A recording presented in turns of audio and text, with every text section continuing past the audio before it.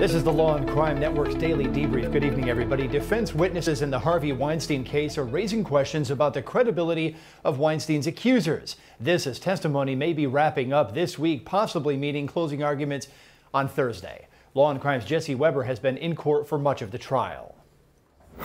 First, we heard from the residency manager at Annabella Shore's old apartment in Gramercy Park. He'd been there for over 30 years, and he testified that it would be extremely difficult, if not impossible, for Harvey Weinstein to have gotten up to that apartment and sexually assault Annabella Shore. Mr. Lopez, who testified for the defense, indicated that there is a rigid security system, 24/7 doorman, 365. The door is not left unattended at any times. Their doors lock at midnight. There's always someone there. There's an intercom system. Even under cross-examination by prosecutor Jonah Luzzi, she had trouble having this witness contradict himself or get caught up in details. In fact, he remembered the names of the doormen back in the 90s. So you had a strong witness there for the defense. They then called out a woman named Talita Maya, whose name should sound pretty familiar, as she was the former friend and roommate of Jessica Mann, a key accuser in this case. She was called to contradict the testimony of Jessica Mann on a number of points. She recalled the first time that she herself met Harvey Weinstein, how Jessica Mann was the one who put her arm around Harvey, pinched his cheeks, and said how cute he was. Jessica never told her that Harvey Weinstein sexually assaulted her, attacked her. Talita said that Jessica Mann told her that Harvey Weinstein was her spiritual soulmate. Then we moved on to the cross-examination by Jonah Luzzi, and she highlighted or seemed to insinuate that Jessica Mann and Talita are no longer friends. And in fact, Talita hates Jessica Mann. That's the reason why she is testifying here today. But Talita said she didn't want to testify. She had to be subpoenaed. The defense is going to continue on with their case. They may have a few more witnesses. And then, as it was said earlier today in court, they are going to wrap up, which means it's up to the prosecution to decide if they're going to put on a rebuttal case. But either way, we are coming to the conclusion of the Harvey Weinstein trial. I'm Jesse Weber reporting for Law and Crime. Late today, model Claudia Salinas took the stand to refute accusations against Weinstein made by Lauren Young. Salinas denied she was present in a Beverly Hills hotel room where Young claims Salinas acted as a lookout or enabler as Weinstein sexually assaulted her in a bathroom. Salinas said the incident never happened the way Young described that it did from the witness stand. Salinas also testified that though Weinstein was flirtatious, he was never inappropriate and she was never in a relationship with him.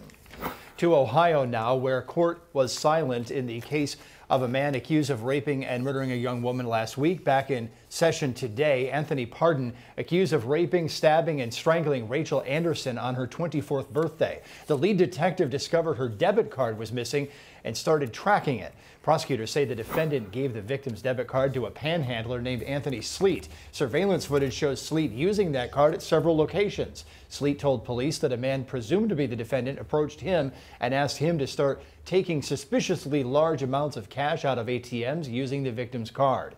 Then Sleet became shocked when he was told the victim was dead. Oh, Lord. So I wish he had told me. Motherfucker, you think. I wish I had known. I sure wouldn't have died. He came out the swore, and that's what I hit him up for. He was looking for some change. And it was dark. It was like 5-ish or something. So, I don't see any I've got a problem with that time. The time doesn't fit. It was 3, it was still daylight. I can't believe it. I mean, it very well possibly could have been. I don't know. I was a bit bad. The state called a fingerprint examiner to try to place the suspect at the victim's house, but the results might not have been definitive. Here is direct and cross-examination. For latent print B, I could not exclude Anthony Pardo, and I could not exclude Rachel Anderson. Okay. And that's just based on the pattern Correct. of their fingerprints. And we're talking about a front door or a door that people would use regularly or touch regularly. In your training and your experience, are these results that you got on this particular case unusual? No, it's not. And when you say that they're suitable to exclude, are you saying there's 3 different ridge details? I think you said the loop, arches, and what's the third one? Whorls are the 3 main fingerprint patterns. And that's mainly throughout the general population? Yes. So at any given time, maybe 1/3 of the whole population can be eliminated, or maybe 66%. Is that correct? I'm not really sure. Next, a cell phone expert tried to draw that critical link the prosecution promised us. She put the defendant's phone in the area of the victim's apartment when the victim was killed. So this is a map of all the cell sites the phone utilized on January 28th, 2018. And we're still talking about Mr. Pardo's cell phone? Yes. From 7:45 until 9:14 p.m. on January 28th, 2018, which cell tower is Mr. Pardo's phone pinging off of? 12103. And is that the one from doing the reports that's the closest to Rachel Anderson's home? Yes. So this just is a reflection that the cell site sector would encompass the victim's address. And you said the side the tower's hitting off of? Yes. So in your training experience, the phone would be somewhere in that area? Yes. The defendant's sister testified earlier today. We can't show her face or her voice at her request, but she revealed a few interesting points. According to Deborah Pardo, that sister, Anthony Pardo, the defendant, gave her a debit card saying it belonged to their relative Bonita Anderson, but it had victim Rachel Anderson's name on it. The sister said she used the card at a shoe store, a grocery store, and even at a casino, sometimes with the defendant by her side. The defense says the defendant's cell phone was near the victim's apartment because that same relative, Bonita Anderson, lives in that same apartment complex. I believe it says the apartment complex where the victim lived. Okay. Do you know where Bonita Anderson lives in terms of that apartment complex? I do not. When you were shown this diagram or doing this diagram, would that address fall within the perimeters? I believe it's on the same street, so yes, it It should. would fall right in there. Yes. So if Anthony was staying there, you would expect to maybe see that phone taking calls or binging off that tower closer to that location. Correct. Would that be correct? Correct. 3 guests are with us tonight. Attorney Anna Yum is in San Diego. Michael Bryant and Julie Rendelman are both attorneys here in New York. They're with me. So, Julie, it seems like the state's really sort of sealing this up, but we're getting these cross-examination questions from the defense like, what about the relative who's in the apartment complex? Is that enough to really raise reasonable doubt here when we allegedly are going to hear DNA evidence of the defendant on the victim's body? Well, it raises reasonable doubt. It raises questions, but I'm not sure. Wait, where am I looking today? I'm not sure that it's enough, and I think the DNA evidence is going to establish much more in terms of the guilt of the defendant. But again, as we talked about earlier, the prosecutor has to pursue this because this is a piece of evidence that is probative to establishing that the defendant was in fact at least in the area when this incident happened. Michael Bryant, I got to ask about this confrontation clause mess here because I'm trying to figure out how it is that they got that panhandler that interrogation played from that panhandler because he's dead, he's no longer with us, and it creates a confrontation clause mess. I know that when you have an unavailable witness, and in this case he's unavailable under Ohio evidence law, and he makes a statement against his own interests, then it can go in over the hearsay rules, but that's hearsay, that's not confrontation. So why is the prosecutor taking a risk putting that police interview in with the panhandler despite that confrontation clause mess? Yeah, I know. Sixth Amendment does cause some issues here. The judge let it in, so this may become an issue on appeal if it doesn't go the way that the defense wants it to go. But you're right. It's not as clean as the prosecution seems to be making it because there is no opportunity to confront this witness. He's just talking. Anna, what do you think about this? I mean, this really bothers me. And look, I realize some of the other evidence in the state's favor is quite strong here. It bothers me too, because that's a question I was asking myself as well. How do you go across the right to confront and cross-examine a witness against you. I mean, this guy, Sleep, was clearly being interrogated by the police, and Mr. Pardo has a right to confront and cross-examine that witness, especially because he was making so many damaging statements. If I'm the prosecutor here, I'm thinking, do I really need this evidence? Because I do have the DNA evidence and all of the other evidence that, in my opinion, seems overwhelming. It just seems like it's setting the defense up for some appeal issues. Many questions about this case tonight. It marches along with more testimony tomorrow. Updates now from the case of the Connecticut Connecticut mother of 5 presumed dead, Jennifer Doelos, vanishing last May, and her husband Fotis suspected of killing her with help from his girlfriend Michelle Troconis and his former attorney Ken Mawhinney. Fotis Doelos killed himself, but cases against the remaining defendants are moving forward. Relatives of Fotis Doelos have moved out of the Farmington home near Hartford where Fotis Doelos had been living. Victim Jennifer Doelos' family had been paying the mortgage, and it appears that his estate, Fotis' estate, will likely pass to his 5 children with Jennifer Doelos. Also, police in New Haven, Connecticut have arrested this man, Adam Davenport, and charged him with a misdemeanor for making more than 30 threatening phone calls to 2 attorneys who represented Fotis Doelos. Davenport told police he was drunk and was dealing with mental health issues, but said he believed Pattis was lying about the case to the press, and that's why he made the calls. Davenport said at one point Pattis swore back at him, so he assumed there were just no hard feelings. Pattis' law partner, Kevin Smith, asked for charges to be filed, however, because he has a family to worry about. This is all according to police reports reviewed by Law&Crime. So, have to ask everybody about this one. Julie, so I hear this from criminal defense attorneys. They talk about receiving threats frequently. Is the fear, if you're doing criminal defense work in high-profile cases, that this could be a reality? Well, of course. I mean, people get threats all the time. And unfortunately, I've gotten threats, but probably more as a prosecutor than as a defense attorney. But I think you have to take it seriously. And I've commented on it. People might not like the way Norm Pattis, kind of the tactics he used when it came to defending his client, but that doesn't earn him the right for anyone to threaten him. Anna, sounds like this resulted in a cussing contest between defense attorney Norm Pattis and the caller, but some of the alleged threats here go as follows. Smith is not safe, so naming the law partner, you'd better watch your back in the parking lot, and it's going to be real easy, man, real easy. Those are direct quotes from the police report. They sound pretty serious to me, so can the defendant just write them off, which is what he's apparently now trying to do to police? Absolutely not. I mean, this was a pattern of harassing behavior, too. It wasn't even just what was said, but we're talking about 30 phone calls. And Pattis, again, people may not agree with his defense strategy, but he's being a zealous advocate. He's fighting for his client.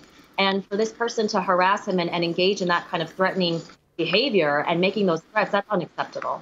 Michael, how do we take the defendant's cooperation with the police? Well, I think it's a good sign. I mean, you had me at mental issues. When the guy making the threats acknowledges mental issues, you've got to be careful. Is it just something being done to, satisfy some weird derangement, or is he serious? Either one could be the upshot of mental issues. You can't just ignore it. And too often when these cases, and I'm just speaking hypothetically here, not about this particular case, but hypothetically, so often when we hear about cases where threats happened, then we hear, well, wait a minute, where were the mental health triggers for something else? So here the police stepped in and we have a court case taking traction right now. And still ahead tonight, words from a defendant sentenced to life in prison for killing his mother and his brothers, plus the killing of a young Dallas mother by on-duty police officers. Is it justifiable defense of others, or is it a crime? Our analysis is straight ahead.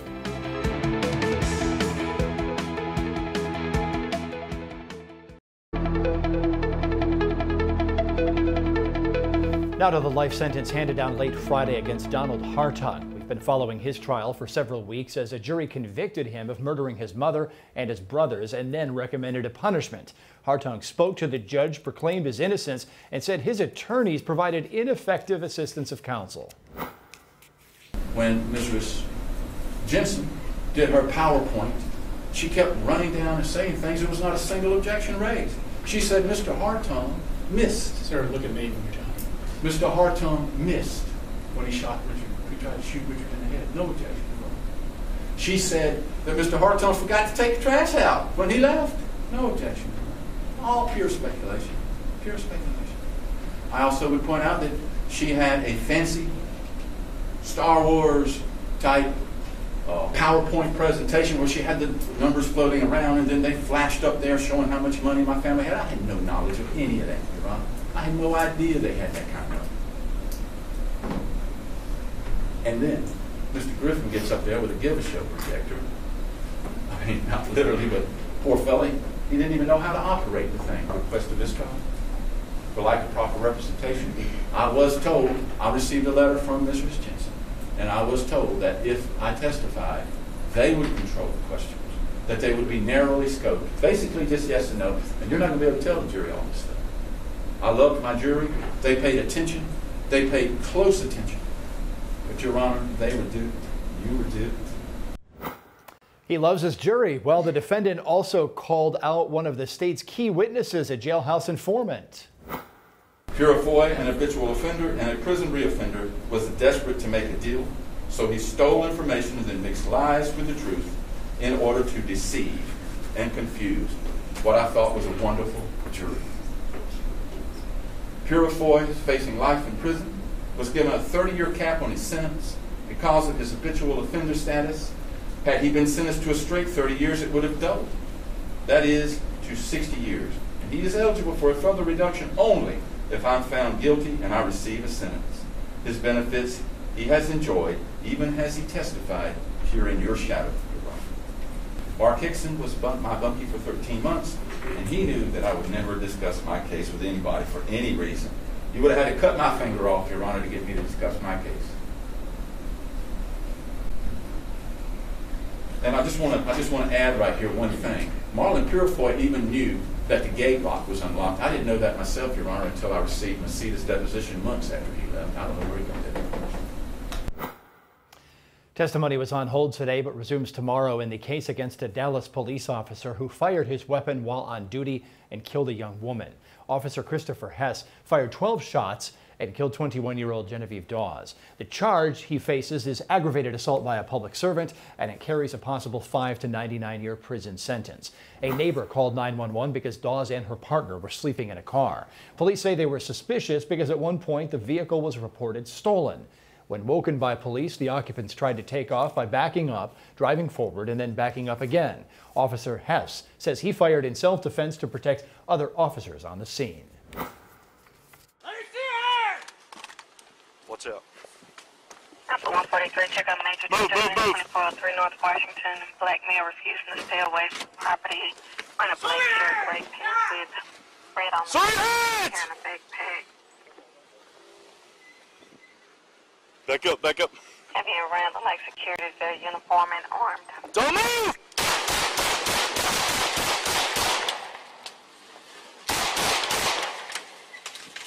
Hands up! Shots fired! Shots fired! 4700 east side, back parking lot.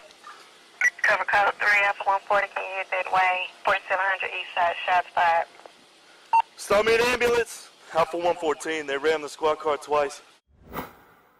Retired Los Angeles Police Department Sergeant Cheryl Dorsey expressed her concerns about the tactics you just saw. Here is some of her discussion with me this morning on the Law&Crime Network.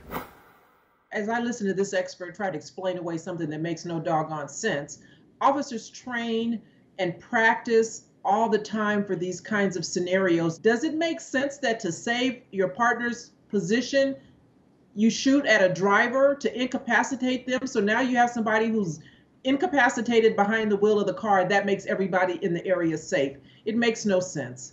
Patrol officers always use, exigent circumstance as a reason to fire first rather than as a last resort. When you look at SWAT, who handles high profile bad guys all the time, they never rush in and engage a suspect. They take all the time that they need because that's how we're taught and trained. There's never, ever really any urgency. Stand back, get their attention. You recognize that there are people in the car. Are they asleep? It's 1 o'clock in the morning. Let's see if we can get their attention and arouse them before we just start firing off rounds at a vehicle. Is it unreasonable to think that when a person wakes up and they know that they shouldn't be in that vehicle parked in that place, that maybe they might try to drive away? You don't kill a person because you're trying to keep them from fleeing a scene of a crime or non-crime.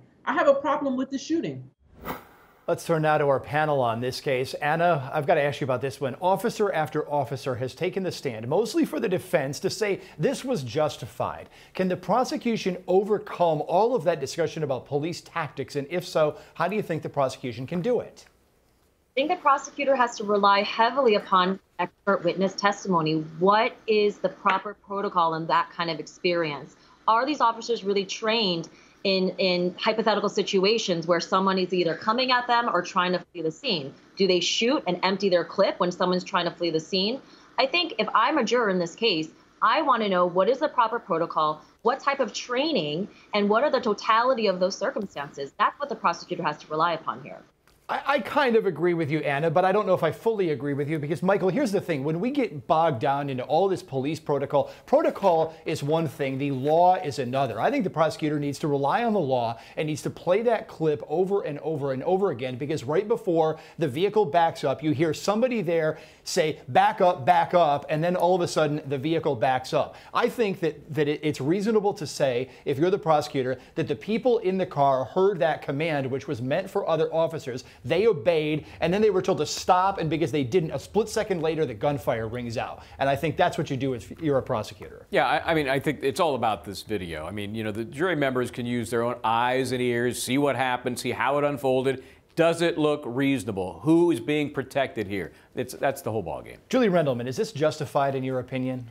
I hate to always, question, what I'm watching, because obviously I don't carry a gun. I'm not a police officer, so, and I don't know what I would do in that position. I can tell you this, that, I agree with Michael in terms of the idea that the video is the most important part of this case. And when he describes it as being in any way self-defense, keep in mind the car is driving very slowly. This is not like at a high rate of speed. There's no indication there's any weapons on any of these individuals. And by the way, he doesn't shoot once, he doesn't shoot twice, he shoots again and again and again. So I start to question self-defense when it comes to that. And Michael Bryant, look, I mean, even if you buy the backup command, if a command is given back up, then why would you presume other officers are in danger behind the vehicle? Yeah, it's really, it is not believable. It's not reasonable. It's a problem.